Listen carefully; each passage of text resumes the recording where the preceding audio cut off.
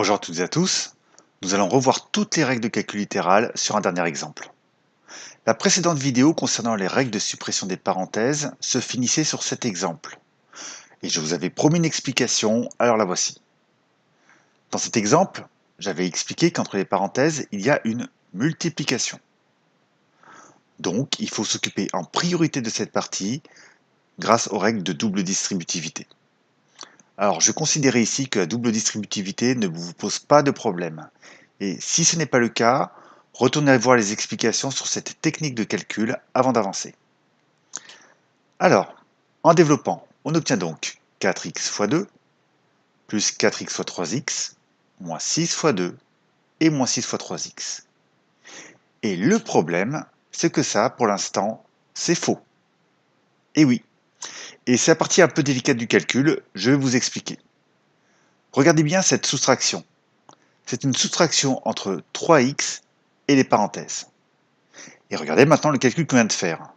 La soustraction est juste entre 3x et 4x fois 2. Et c'est ça qui est faux, puisqu'il faudrait que cette soustraction soit entre 3x et tout le reste. Donc, il faut ajouter des parenthèses autour de toute cette partie qu'on vient de développer. Et c'est ça ce qu'il y a de plus délicat à saisir dans le calcul.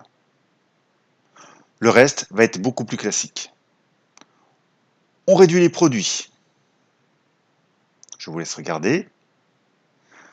Ensuite, on supprime les parenthèses en faisant bien attention, il y a des signes plus et moins qui changent.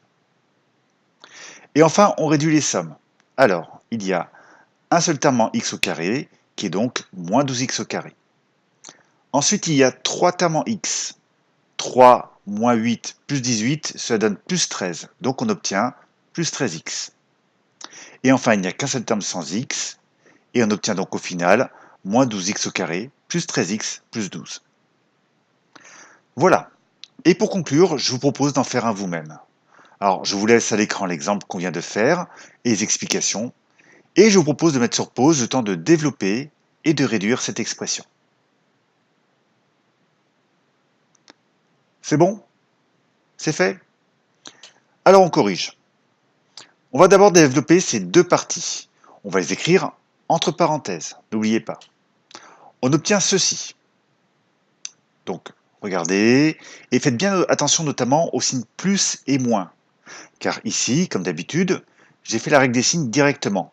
Regardez, par exemple, moins 6 fois moins 2x, ça donne plus 6 fois 2x. Hein, c'est la partie un peu délicate, donc prenez bien le temps de comprendre et de refaire cette partie. Le reste est plus simple. On réduit les produits, encore une fois je vous laisse regarder, puis on supprime les parenthèses. Alors rien ne change dans la première parenthèse, par contre tous les signes changent dans la deuxième. Voilà. Et pour finir, on va réduire cette somme. On peut commencer par le terme en x au carré, et ici encore une fois il n'y en a qu'un seul, donc on obtient 2x au carré.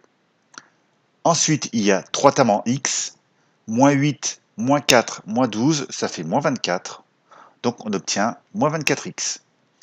Et enfin il y a deux termes sans x, qui sont plus 10 et plus 24, donc ça donne plus 34. Voilà, maintenant c'est fini. Donc sachez cependant que ce calcul est quand même difficile au niveau quatrième. Il y a beaucoup de petites règles à appliquer, notamment sur les signes, qui sont vraiment source d'erreurs. Donc ne vous inquiétez pas si vous n'y arrivez pas du premier coup. Essayez de comprendre vos erreurs, persévérez, et vous verrez que vous y arriverez de mieux en mieux. Car plus on en fait, plus c'est facile.